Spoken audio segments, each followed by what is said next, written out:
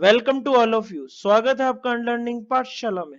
जैसा कि आप जानते हैं अनलर्निंग पाठशाला जेई मेंस और नीट के प्रीवियस ईयर क्वेश्चंस का डिस्कशन कर रहा है। सितंबर में इसका एग्जाम है। हमारी सबकी दिल की धड़कनें तेज हो रही है, तो ऑब्वियस सी बात है अगर उस धड़कनों की बीट्स को कम करना है तो उसके लिए आपको प्रीवियस ईयर क्वेश्चंस को करना पड़ेगा।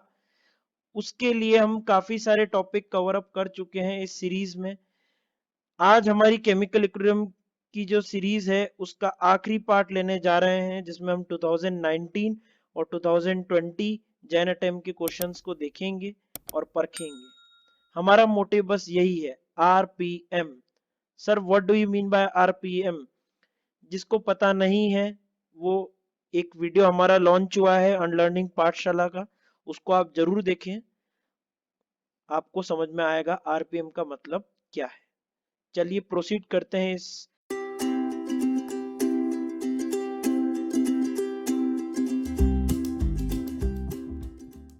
हाँ जी, क्वेश्चन नंबर 1 क्या कहना चाहता है? For the reaction 2SO2 plus O2 give 2SO3। इसका डाटा दे रखा है डेल्टा एच का और केसी का।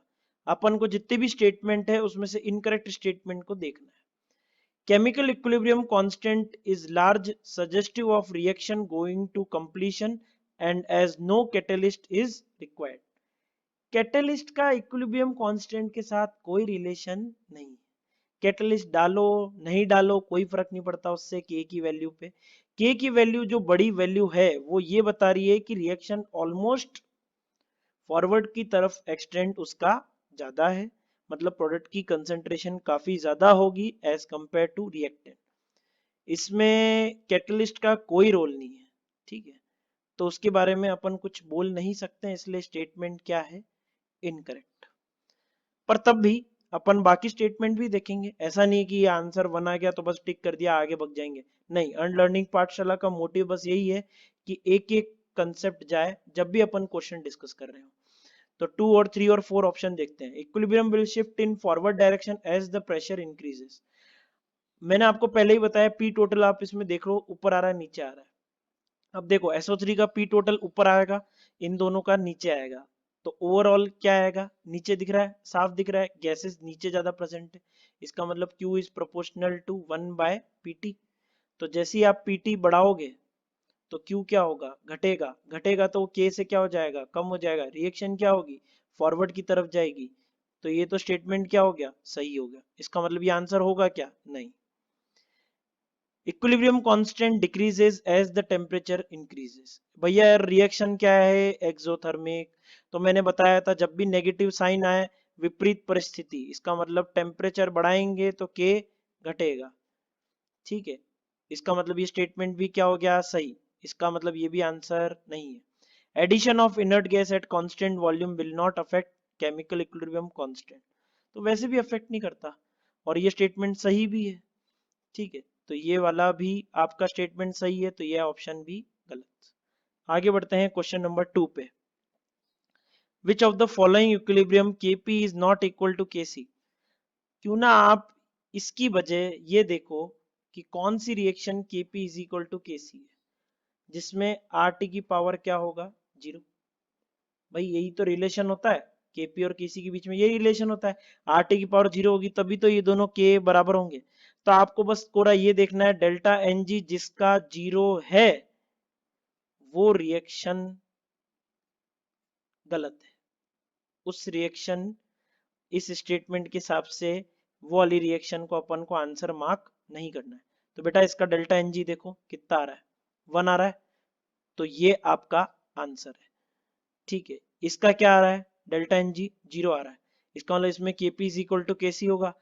इसका मतलब ये Kp is not equal to Kc, तो ऑप्शन क्या हो जाएगा, ये वाला गलत। उस हिसाब से इसमें भी डेल्टा Ng क्या आ रहा है, 0।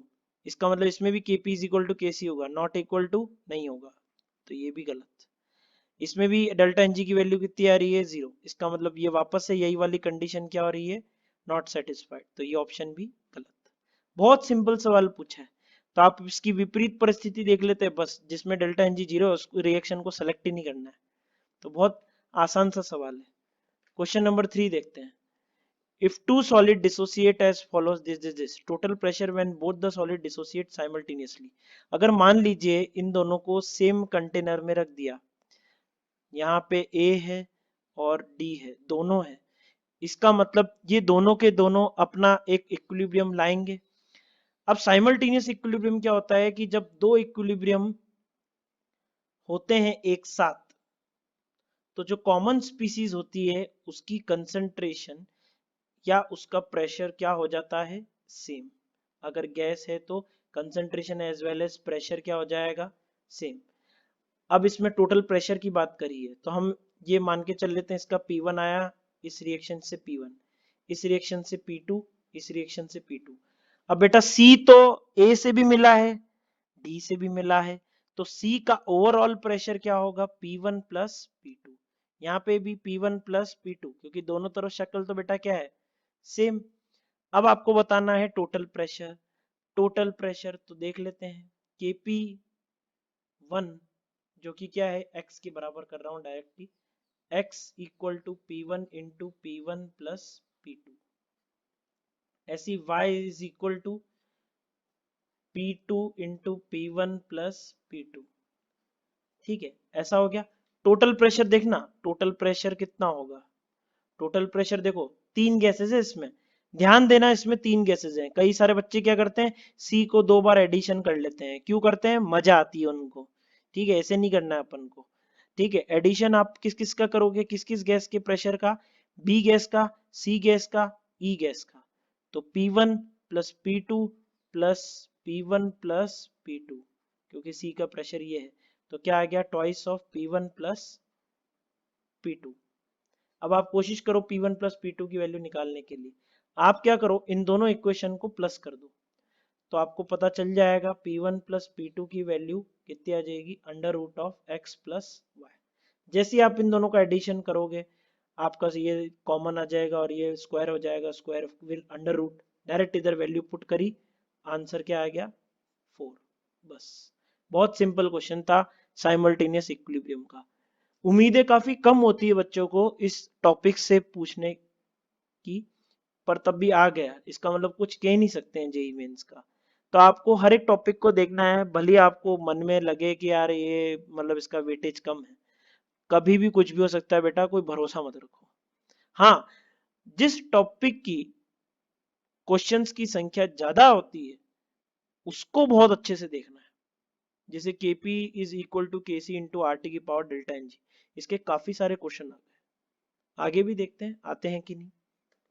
Question number 4, in a chemical reaction A plus 2B give C plus D, initial concentration of B is 1.5 times of A। आप पहले रिएक्शन लिख दो और एक एक स्टेटमेंट को लिखते जाओ, क्योंकि मैं ही स्टेटमेंट भूल जाता हूं तो तुम किस खेत की मूली हो। ठीक है, तो इनिशियल कंसंट्रेशन B की क्या है, 1.5 टाइम्स ऑफ A, तो मान लेते हैं इसकी A है, तो ये 3/2 A है। ठीक है, equilibrium constant of A and B is found to be equal, equilibrium constant for the foresaid chemical reaction is, equilibrium पे जाके दोनों की जो कंसंट्रेशन होती है वो बराबर हो जाती है। अब इसमें बेटा ध्यान देना, इसके अगर x मोल जा रहे हैं तो B के कितने जाएंगे, एक से कितना रिएक्ट करता है, 2 मोल, x से कितना रिएक्ट करेगा, 2x, तो यहाँ पे अपन 2x लिखेंगे। कई बच्चे क्या करते हैं, यहाँ पे भी x लिख देते हैं, गलती कर देते हैं स्टोइकियोमेट्री की। क्यों करते हैं, पहले ही बताया, मजा आती है। ठीक है, तो ऐसा हो गया, दोनों को आप क्या कर दो, बराबर कर दो, a minus x is equal to 3/2 a minus 2x। x की वैल्यू बेटा कितनी आ जाएगी, a/2। आप करके भी देख सकते हो, a को इधर ले जाओ तो आपका a/2 आ गया। अब के इक्विलिब्रियम कांस्टेंट आपको निकालना है, तो a/2 इंटू a/2, ये तो हो गया। स्टोइकियोमेट्री का खास ध्यान रखेंगे। अब a की कंसंट्रेशन बेटा कितनी है, a माइनस a/2, तो ये कितना आ जाएगा, a/2। 3a/2 माइनस 2x मतलब a, तो ये भी कितना आ जाएगा, a/2।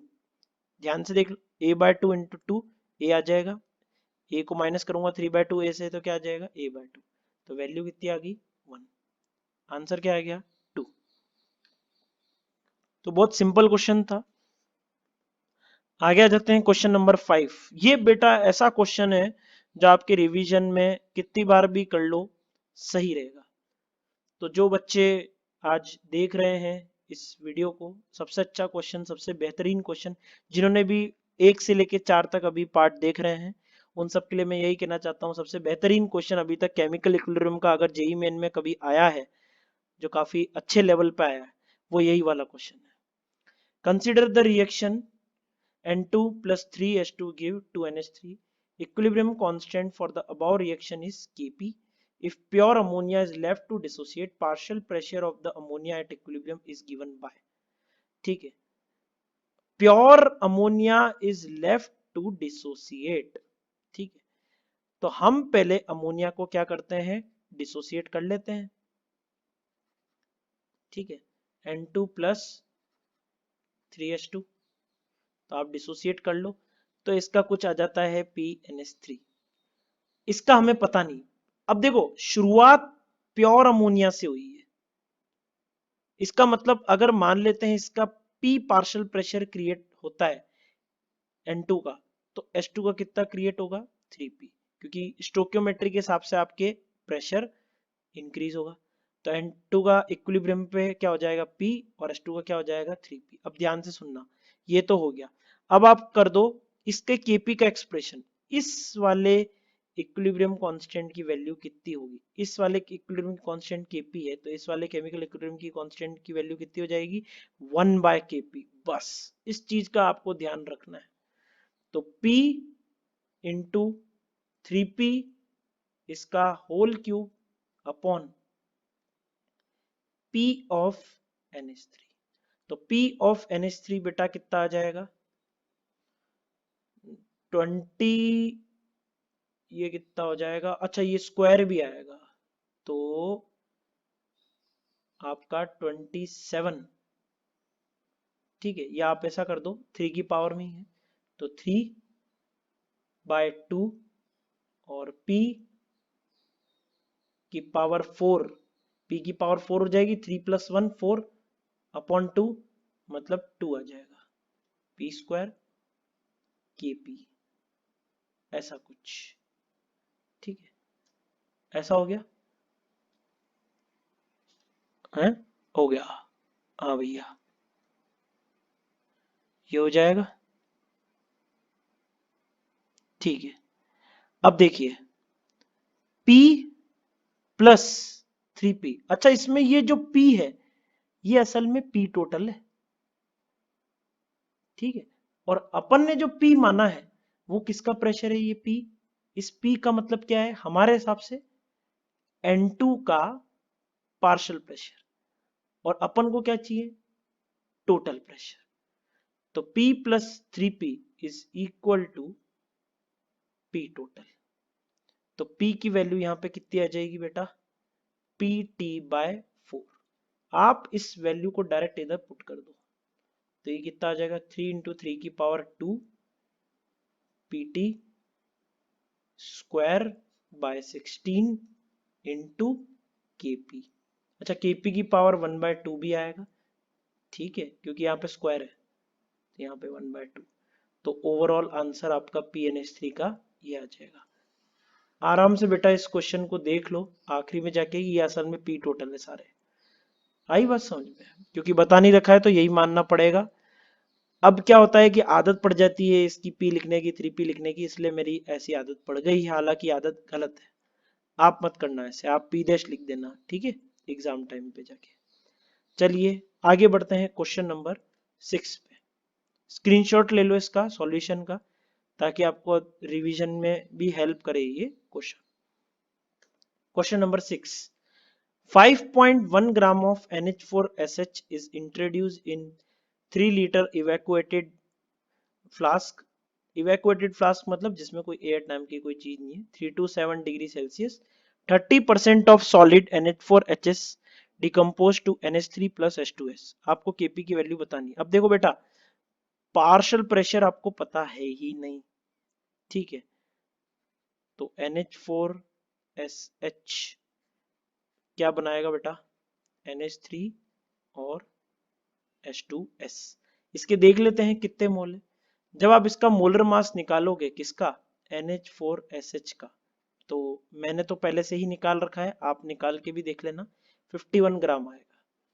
ठीक है, तो इसके कितने मोल हो गए, 0.1 मोल। ये तो T इजिकल टू 0 के बारे में बात है, जब कुछ भी प्रेजेंट नहीं था, सिर्फ NH4SH था। अब इक्विलिब्रियम का टाइम आया, उसमें से कितने डिसोसिएट हो गए, 1 माइनस 0.3, 0.1 इंटू 0.3, 0.1 इंटू 0.3। ये तो आ गए बेटा मोल्स, ये क्या है, मोल्स। और अपन को क्या निकालना है, केपी। तो हम क्या करते हैं, वॉल्यूम हमको दे रखी है, ठीक है, मोल्स अपन को पता चली गए, तो हम एक रिलेशन लगा लेते हैं जो कि आप जानते हैं, Kc इंटू आर टी की power delta n g. Delta n g कितना हो जाएगा, 2 हो जाएगा, क्योंकि ये 2 गैस है और एक ये सॉलिड। हो गया, आर टी की पावर स्क्वायर। Kc की वैल्यू आप निकालो, कितनी आ रही है, 0.1 इंटू 0.3, 0.1 इंटू 0.3, और आर टी की वैल्यू कितनी हो जाएगी, 1/12 ले रहा हूं ताकि हमारी अप्रोक्सीमेट कैलकुलेशन आ जाए, ये 600 आ जाएगा आंसर। नहीं, ये गलती नहीं करनी है, बस यही बोलना चाहता था मैं। ये जो है ये असल में मोल्स हैं, और केसी में एक टर्म्स किसका आता है, कंसंट्रेशन का। तो इसकी भी वॉल्यूम आएगी, इसकी भी वॉल्यूम आएगी, इसका मतलब 3 into 3 हो जाएगा। आई बात समझ में। तो बच्चों इस बात का बिल्कुल ध्यान रखना कि अपन को वॉल्यूम से डिवाइड करना नहीं भूलना है, ठीक है। तो ये 3 कट गया, ये 3 कट गया, ये 3 कट गया, ये 0.1, ये 0.1, और ये कितना हो जाएगा आपका 50। ऐसी एक और बार 1/12 इंटू 600, ठीक है, 2 बार इसलिए क्योंकि आर टी की पावर स्क्वायर है, तो ये भी कितना आ जाएगा 50। तो आप इसमें आराम से देख लीजिए, 10 की पावर -3 इंटू 2500, ये लगभग आपका आ जाएगा 10 की पावर -3 नहीं, -4, तो ये आ जाएगा 0.25 के आसपास। ये अप्रोक्सीमेट कैलकुलेशन करी है अपन ने, क्योंकि आर की वैल्यू 1/12 ली थी, तो उस हिसाब से आंसर क्या है, 1/4 आंसर। आ जाते हैं नेक्स्ट क्वेश्चन पे। Value of Kp and Kc for the following reaction respectively this, ठीक है। तो आपको आर टी की वैल्यू पहले से ही बता रखी है, बस अपना काम हो गया। Kp/Kc क्या होगा, आर टी की पावर डेल्टा एन जी। तो यहाँ पे तो क्या आ जाएगा आर टी, क्योंकि डेल्टा एन जी क्या है आपका 0, तो ये इसमें तो वैल्यू कितनी आ जाएगी 1, क्योंकि डेल्टा एन जी की वैल्यू कितनी है 0। इसमें डेल्टा एन जी की वैल्यू क्या है 1, 2 - 1, इसका मतलब यहाँ पे वैल्यू कितनी आ जाएगी आर टी, ठीक है। इसमें N2 + 3H2 गिव 2NH3, इसका मतलब आर टी की पावर कितनी आ जाएगी 2 - 4, तो कितनी आ जाएगी -2, तो 124.62, ठीक है। ये भी हो सकता है, ये भी हो सकता है, अब इस दोनों में से ये देखना है आर टी की पावर में क्या आएगा। तो 1/24.62 इंटू 24.62, आपको क्या लगता है ये वाला आएगा कि वाला आएगा, साफ दिख रहा है, कैलकुलेशन कुछ करने की जरूरत नहीं है, काफी ज्यादा छोटा है 1 से, इसका मतलब 2। तो बहुत सिंपल क्वेश्चन था। आगे बढ़ते हैं नेक्स्ट क्वेश्चन पे बिना टाइम वेस्ट करे। Question number 8, consider the following reversible chemical reaction, A2 plus B2 give 2AB, 6AB give 3A2 plus 3B2। आप ध्यान से देखो, ये दोनों रिएक्शन एक ही है, फर्क बस एक ही चीज का है, स्टोक्योमेट्री। तो हम ऐसा करते हैं, हम इसको एक नेट इक्वेशन मान लेते हैं। मान लो ये वाला इक्विलिब्रियम कांस्टेंट की वैल्यू आपको निकालनी है, आड़म टेढ़म करके, उल्टा सीधा करके रिएक्शन को। तो कैसे निकालेंगे, तो K2 की वैल्यू क्या होगी, K1, आप पहले इधर लिख दो, सेम रिएक्शन है, पावर कुछ ना कुछ होगी। अब देखो यहाँ पे AB क्या है, प्रोडक्ट, यहाँ पे क्या है रिएक्टेंट, तो यहाँ पे क्या आ जाएगा माइनस, ठीक है, ये सबको समझ में आया। रिएक्शन जब उल्टा करोगे तभी तो आपका ए बी रिएक्टेंट बन जाएगा। ठीक है, अब वापस से ए बी का स्टोइकियोमेट्री देखो, यहाँ पे क्या है 2, यहाँ पे क्या है 3। इसका मतलब इस पूरी इक्वेशन को मल्टीप्लाई किससे किया गया है 3 से, तो यहाँ पे पावर क्या आ जाएगी 3।